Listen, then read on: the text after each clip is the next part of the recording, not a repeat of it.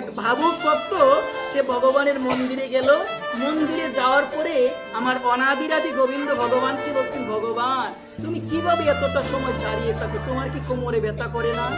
দেখো মা, ভক্ত কাকে বলে, এত ভাবুক ভগবানের মন্দিরে গেল, ভগবানকে বলছে, ভগবান তুমি এত সময় কিভাবে দাঁড়িয়ে থাকো, আমরা তো এতটা সময় দাঁড়িয়ে থাকতে পারি না, তোমার কি কোমরে ব্যথা করে না?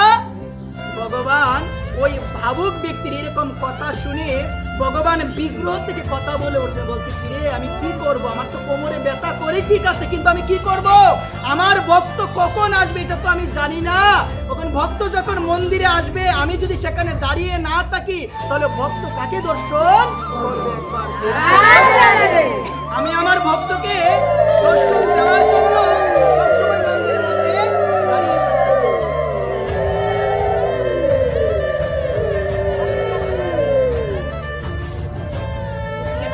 ভক্তকে দর্শন দেওয়ার জন্য সবসময় কি থাকি মা, ত্রিভঙ্গ মুরারি হয়ে দাঁড়িয়ে থাকি।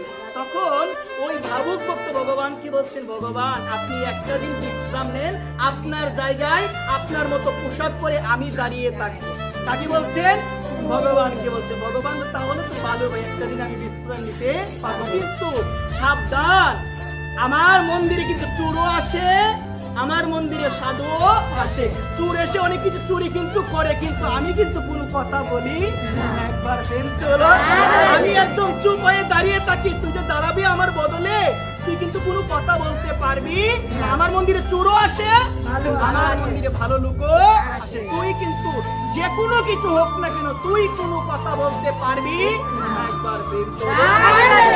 ভগবানকে বলছেন, আপনার সত্যি আমি রাজি, আমি কোনো কথা বলবো না, একটা দিন আপনি বিশ্রাম নেন, আপনার জায়গায় আমি দাঁড়িয়ে থাকবো। ভগবান রাজা পরিধান করে কালো রং মেখে কি করেছে মা, পুচ্ছ ধারণ করেছে, ময়ূর পুচ্ছ, পায়ের মধ্যে নুপুর, হাতের মধ্যে বাঁশি নিয়ে ত্রিভঙ্গ হয়ে দাঁড়িয়ে আছেন কোথায়? ভগবানের জায়গার মধ্যে। একবার তখন দাঁড়িয়ে আছে, সকাল হলো তো একজন ভক্ত গিয়েছে মন্দিরে। কে গিয়েছে তোমার? ধনী ভক্ত, অনেক টাকার মালিক, সে মন্দিরে গিয়েছে।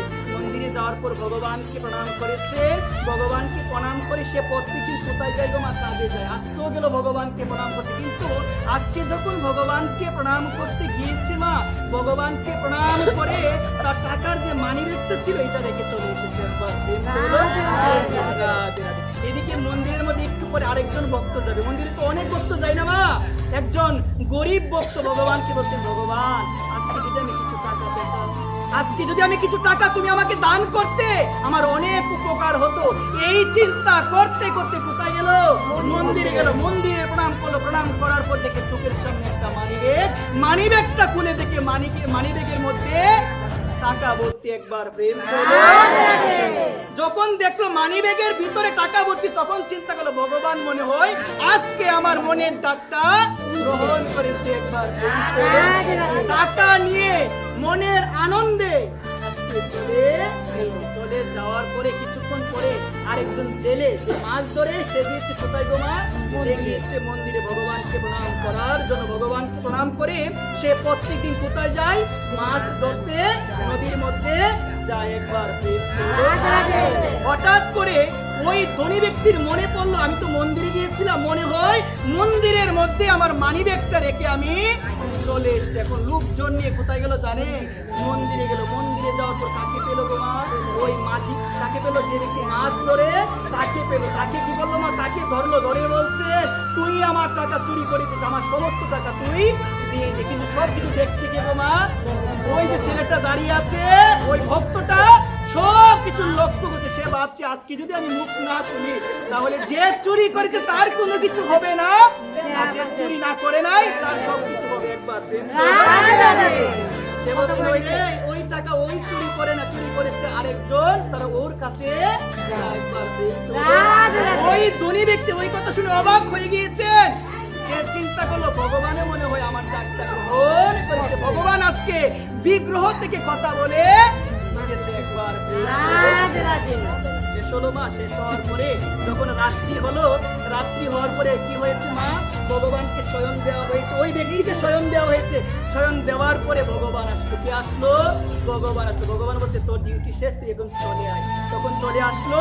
চলে আসার পর ভগবান বলছে, তুই কি আমার সমস্ত কথা পালন করেছিস কি? আমি সমস্ত কথাই পালন করেছি। তখন ভগবান বলছে আমার মনে হয়েছে একটা কথা পালন করিস না, একবার প্রেম ছিল। বলছে, ভগবান এই একটা কথা আমি পালন করি। বলছি কি কথা? যে আমি যখন দাঁড়িয়েছিলাম তোমার রূপ ধারণ করে, তখন একজন ধনী ব্যক্তি সকালে মন্দিরে এসেছে, মন্দিরে প্রণাম করে তার মানিব্যাগটা মন্দিরের ভিতরে রেখে সে চলে গিয়েছে। কিছুক্ষণ পরে আরেকজন ভক্ত এসেছে, সে ভেবেছে আমি তাকে টাকা দান করেছি, মানে আপনি তাকে টাকা দান করেছেন, এই ভেবে সে সমস্ত টাকা চলে নিয়ে গিয়েছে। একবার সমস্ত টাকা নিয়ে চলে গিয়েছে। তখন তারপরে আরেকজন ব্যক্তি আসলো, সে ব্যক্তিটাকে জেলে মাছ ধরে নৌকার মধ্যে সে এসেছে।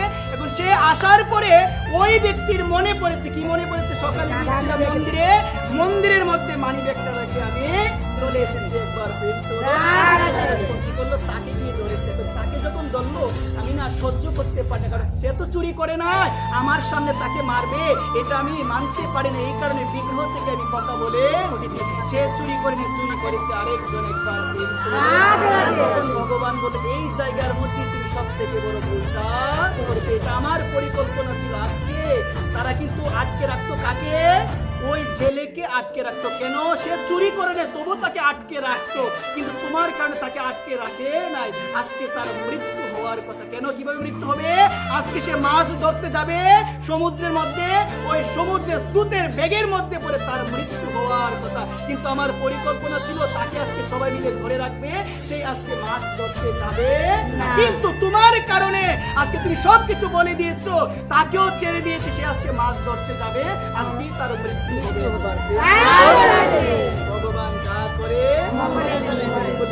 ভগবান কিন্তু মঙ্গলের জন্য পরিকল্পনা করে রেখেছে। চুরি করে নাই সে, কিন্তু জেলেকে চুরির অপরাধে ধরে রাখবে, জেলে আজকে মাছ ধরতে যাবে না, তার মৃত্যু হবে না। কিন্তু